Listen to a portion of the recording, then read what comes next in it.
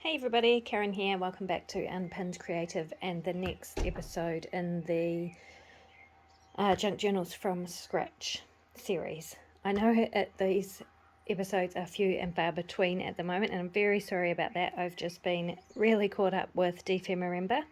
And yes, these were going to be Christmas junk journals, and they probably still will be. They just won't be ready for this Christmas. But they'll be ready for next Christmas, and I'll feel like I'm ahead next year. So that's awesome. Okay, today I think the last video we left off with this cover here and deciding what I was going to do. So today we are up to painting. Yay! I love painting. So I'm going to go ahead and do the first one or two on camera, and then I will finish painting the rest of the die cuts off camera and come back. So at this stage I'm going to do all of the die cuts for both journals the same. So if you have been watching from the start, if you haven't been watching from the start, these were Christmas decorations that I found. They were plain wood and they were kind of 3D. They slotted into each other and stood up. And just very thin ply. I found them in a drawer at home. I haven't used them for a few years, and so I thought I would turn them into something new and more exciting. I have covered them in texture paste and filled in the holes that were there. You, of course, could simply cover them in scrapbook paper or decorative paper of some sort and cut out a whole lot of this process. But this is how I like to do things. I make a lot of 3D junk journal covers and stuff like that, and it involves usually texture paste and paint and wooden or metal elements, etc, etc. So this is just how I like to do things. But please use whatever you have and get your own creative ideas flowing too. Okay, so let's get started. Sorry, I didn't mean to shut you out. I just shut the door. Come on, you can help. Okay, so I will start with a tree, and I'll start with the tree that I broke the base off of and have stuck back on with masking tape. That's not going to matter at the end of the day. Now for paint, I use test pots from the Home Resin, which is our home paint and decorating store, whatever you call them, because there's a huge range of colours and they have metallics and everything, and they're reasonably cheap and they work well for what I do with them. And you're going to ask me how I chose my colours for this project. Well, I knew that I wanted dark because it's a nighttime scene, and so I went for colours that kind of reminded me of the night. So there is some dark greys, some deep purples, and then I need a lighter colour, a couple of lighter colours as well. So I try to use things that are kind of the same tone, colours that are kind of the same tone, just in varying shades from dark to light. And I have no formal artistic training or anything like that, so this is just how it works for me. So I start with the darkest colour, which is this one, and it's a very dark grey, as you can see, and then it's easy peasy. I just paint that all over. This is the base colour, and I just cover whatever I'm painting in the darkest colour as a base.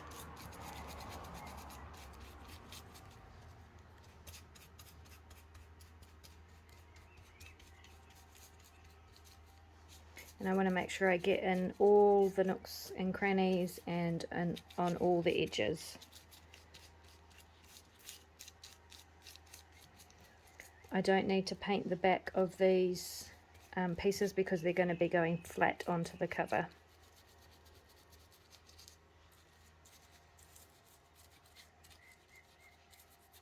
So this is where my finger tool, so my fingernails are an extension of my finger tool.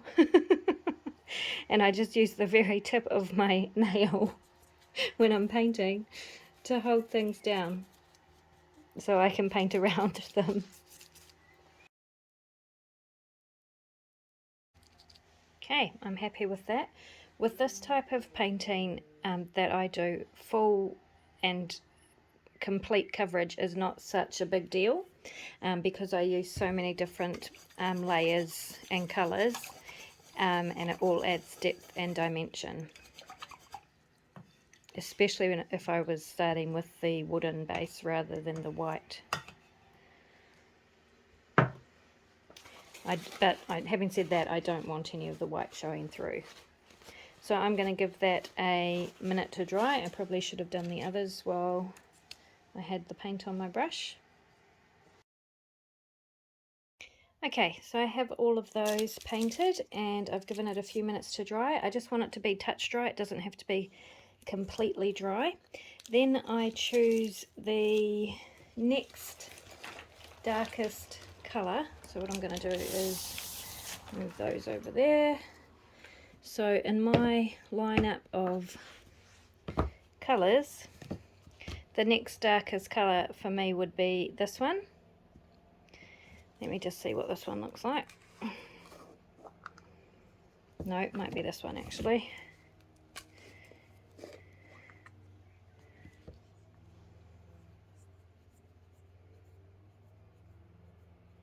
I'm going to go with the purple.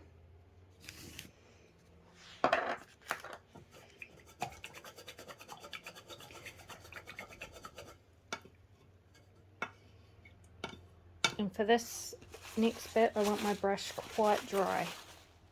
Doesn't have to be completely dry, but I definitely don't want it dripping wet. So damp is fine. And let me bring my tree in. So this works really, really well on really textured backgrounds. So these are not as textured as I would normally use. Hang on one moment. Okay. So take some paint on my brush and I wipe a lot of it off. This is quite a dry, this one I've had for quite a while and it has thickened up quite a lot, so it's not too wet, but you just want some, you don't want it dripping off your brush, you don't want a glob on your brush, you want your brush kind of bristles to be completely visible and stuff. And then, yes, as I was saying, it works really well on textured backgrounds, which is why I haven't sanded any of these flat or anything like that, because I want the texture. And it's just a matter of lightly brushing that colour on over the top. So it's really quick and easy. Definitely not full coverage. I can see a lot of the first colour coming through. Grab the next one. So you can see I wipe quite a lot of that paint off, so it's fairly dry, my brush. And again, just brushing. It's like dry brushing, but with a bit more paint on your brush, I suppose.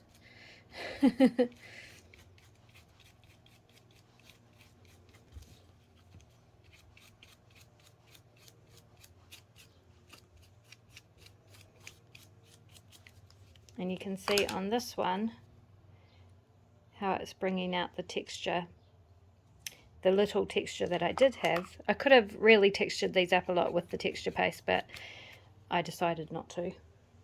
So I'm going to go ahead and do all of these and I'll be back again. Okay, so they have all had a coat of the darker purple now, and now I brush my brush off on a scrap piece of paper. I don't wet it again.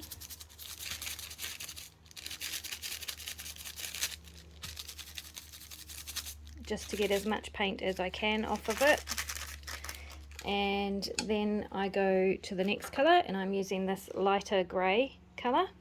I possibly should have done this before the purple, but this is the way I'm choosing to do it today, and I don't think it's really going to matter. So same thing, I get some on my brush, I wipe it off.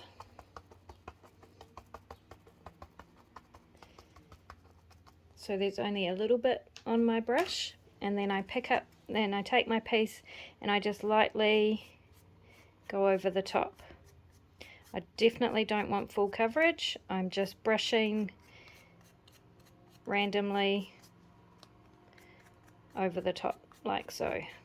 So remember, this is a very dark, these are very dark pieces because it's night time on this journal cover. So there's not going to be a lot of highlights or anything with these colours that I've chosen. But I do this technique all the time, so you'll see other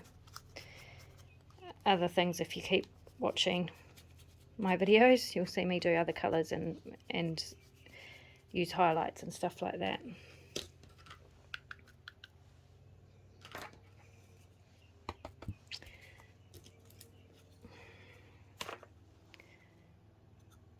So it is a very light. I can tell that it's on there, but I don't think you'll be able to see maybe on camera. Let me see if I hold two side by side.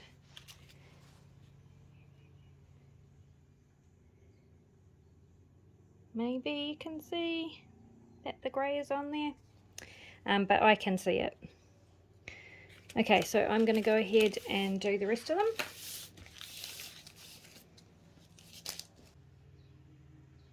Okay, so they are all done.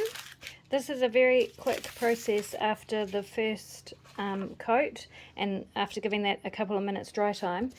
With the coat paint colours after that, I don't even wait for dry time because you're doing a fairly dry brush anyway, so yep, they dry pretty quickly. Okay, so let's go for the next colour, which is this.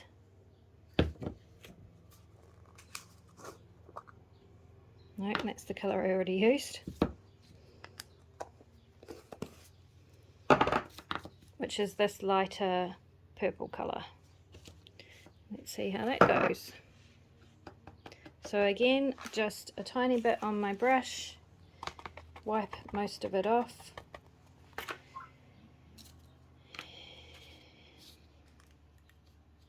And very light strokes over the top.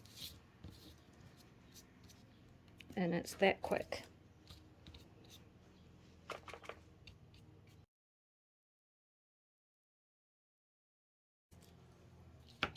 So if I hold the two trees next to each other, you can hopefully see the difference.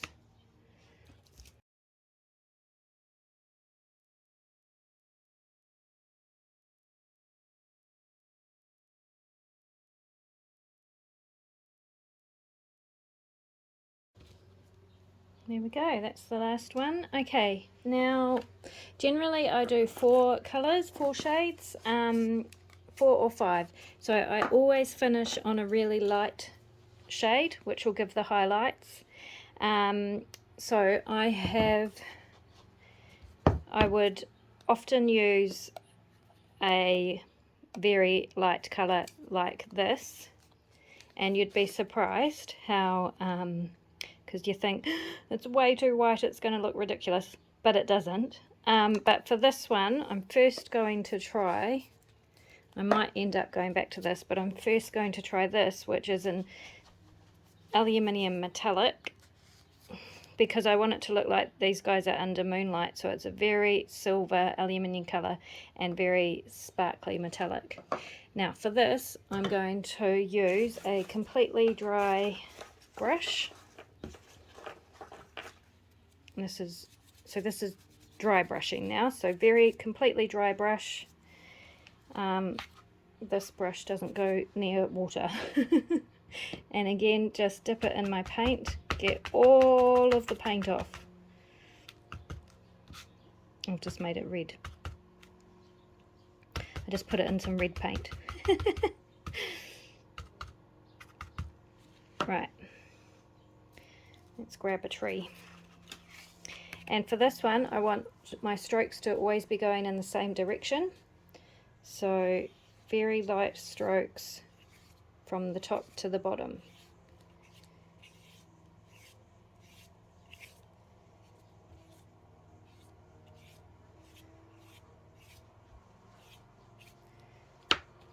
me bring in the other tree.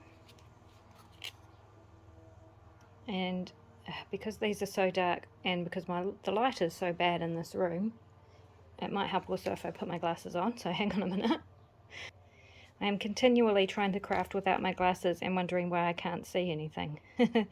Okay, so this is the one that has the highlight on it, and this is the one that does not. So I can see it, and I hope that you can see it too. It just makes all the difference. It's very subtle, but it really does make a difference to the end result. So I'm happy with that. So I'm going to go ahead and do that to all of these.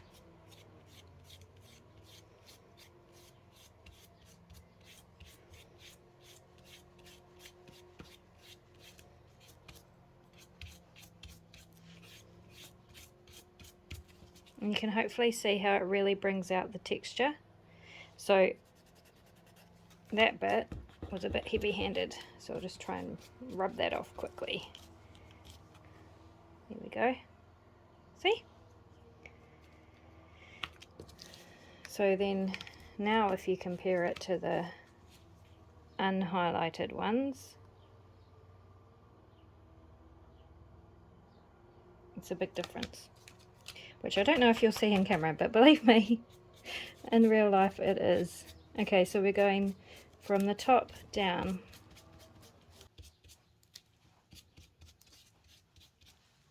Might see if I can come in a little bit.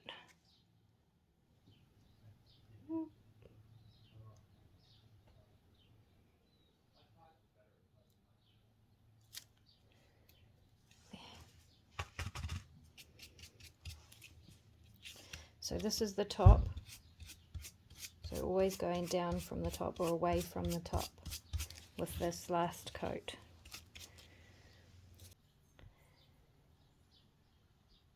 Okay, so that's it. That's the painting done. What I might do is grab a couple of things I've painted using this technique to give you some different examples. I'll go backwards and hang on a moment. Okay, these are the things I have to hand. So this is a container I made for my doilies, little doilies. And this is painted using this same technique in wood colours, obviously, to look like wood grain. So there's that sort of thing. Here's another wood one to look like tree bark.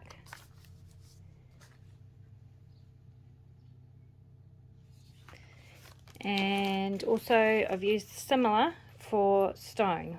Not exactly the same, but a similar technique to create stone effect. So those are some different, I mean there's so many options. It comes in really handy for so many different things. So anyway, all of those things I'll probably get to at some stage and film for you. But for now we are doing these. So those are all done and ready to go. So let's get this journal cover put together. And then we can start on the other ones. Alright, so for this cover we are having 2 trees.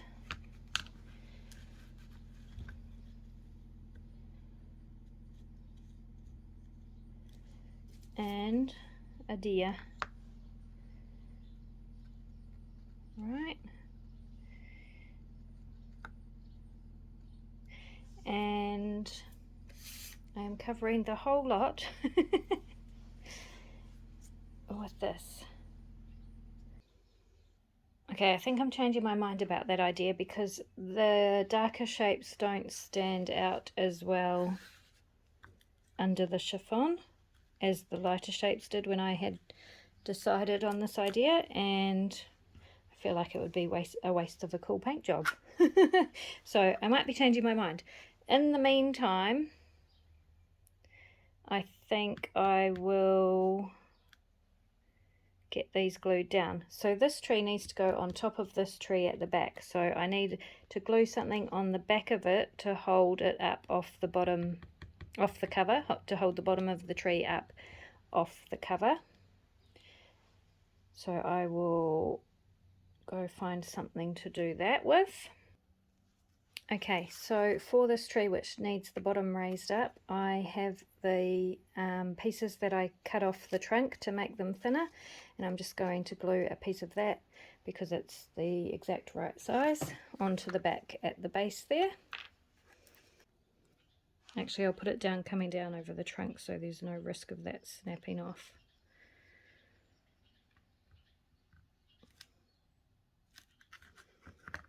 And now that should sit flat. And it does. Excellent.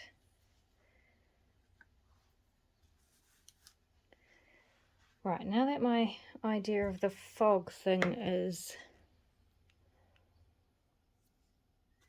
not going to come to fruition, I need to figure out what else I'm going to do, because this by itself is too plain to me. It needs more. I will do a decorated spine. And I still want them to look like they're in a nighttime scene. What I might do is add some snow on the ground. I think I'll use my texture paste to add some snow on the ground. So to do that, I'm going to do it in layers. So I will glue down this back tree and the deer. Now, so for the glue, you could use wood glue or PVA or tacky glue, even probably glitter glue. Whatever you have will probably work. Not Mod Podge, I wouldn't say. You need a heavier glue, I'd say, for these wooden pieces.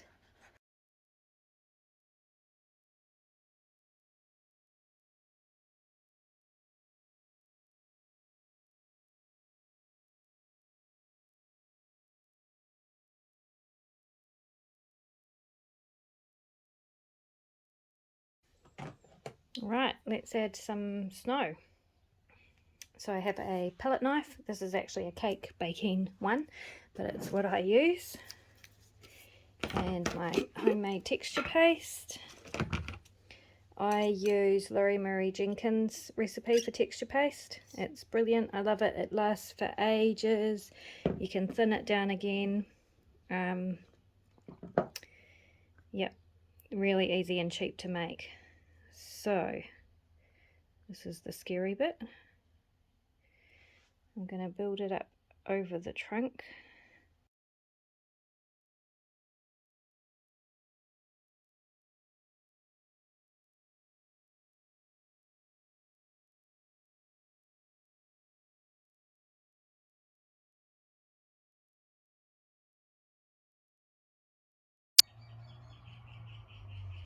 Just like that.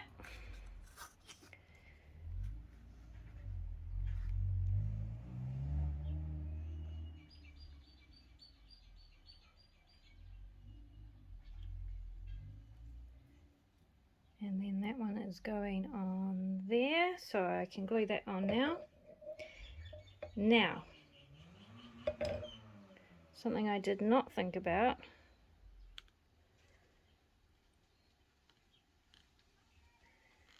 So this one is just going to be glued on this side where it touches the tree, and on the base here where I put that extra bit of wood, and the rest of it is going to be lifted off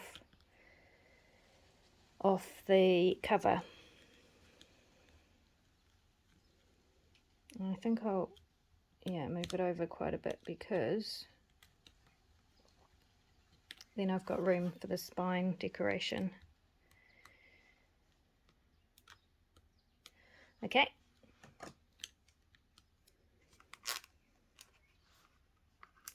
So the easy way to do that would be to use a pencil and mark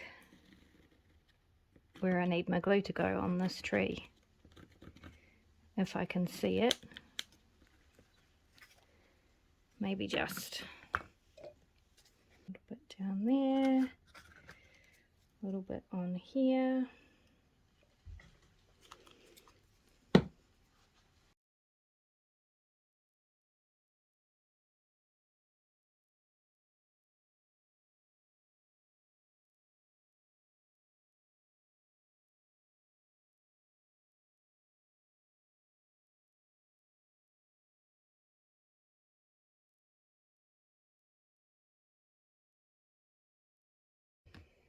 Okay.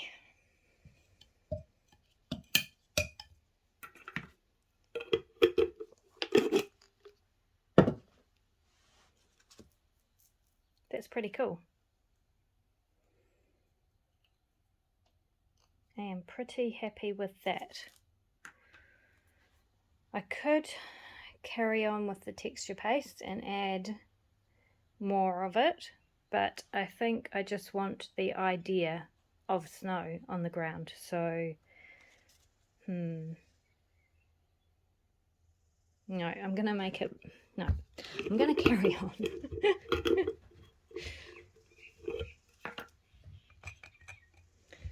I'm going to stretch this right out to the edge,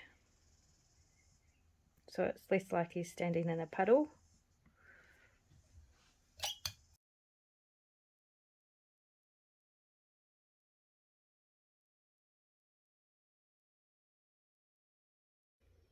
So I've put this on quite thick because of the 3D elements, and I kind of wanted it to look like they were in the snow, not above the snow, but which means it's going to take quite a while to dry. But if I'd put it on thinner, it would dry much quicker. I feel like we need some snow up here.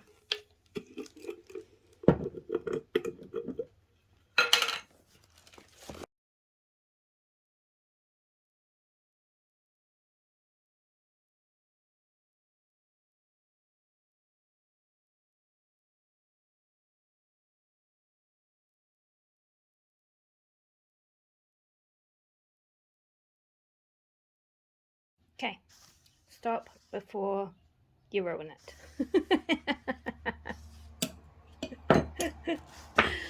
Alrighty.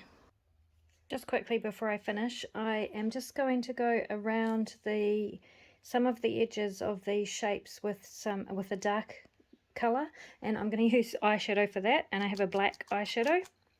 So, and this is all falling apart eyeshadow, hasn't been used for years, and just a dry, fairly stiff paintbrush, and I'm just brushing it around the edges where I want some shadow.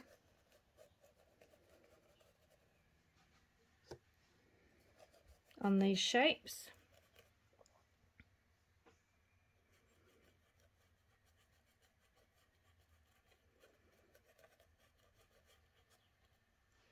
Trying to avoid the texture paste that I have just put on and I'm waiting to dry. So this is a very subtle way of adding a shadow.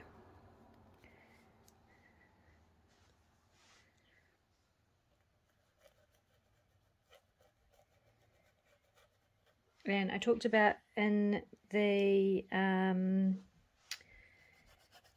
December video with the raccoons, I talked about different ways of adding shadow, and so this is another one that I didn't mention in that video.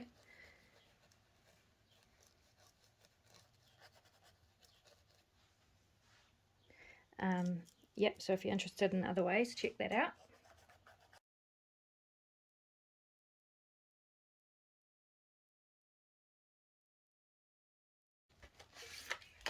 Okay, so the reason I was using eyeshadow is because I couldn't find the chalks, but my son just gave them to me.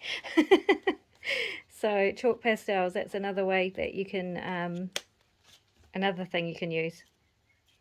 But if you don't have all these things, you've got to use what you have, which, you know, eyeshadow works perfectly well. And I'm just going to do the edges of that of this to cover as well, to kind of finish them off a bit more.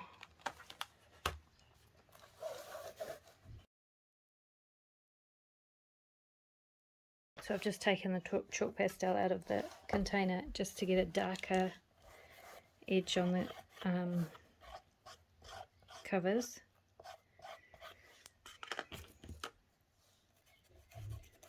And then I'll just use my brush to smooth it out a bit.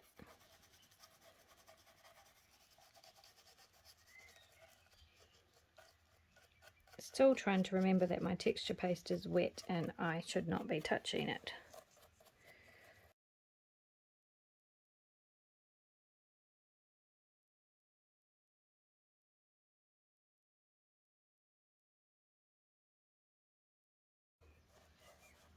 Okay,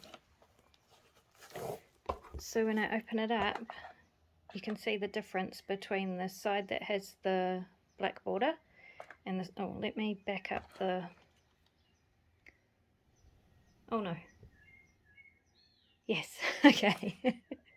So you can see the difference between this side, which doesn't have the black border, and this side, which does, and how it just finishes off the cover a bit more nicely, I think, anyway.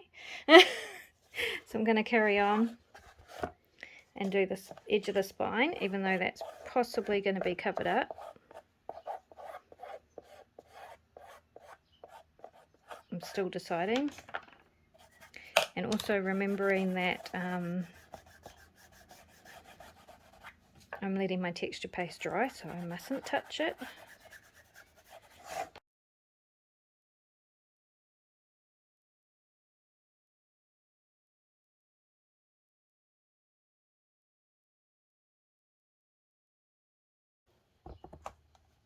Okay, so I'm happier with that actually.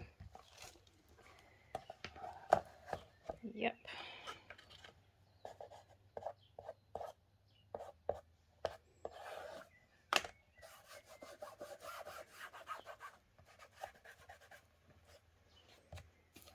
Much happier with that. Okay, I'm definitely letting it dry now, and I'll be back in the next video, hopefully,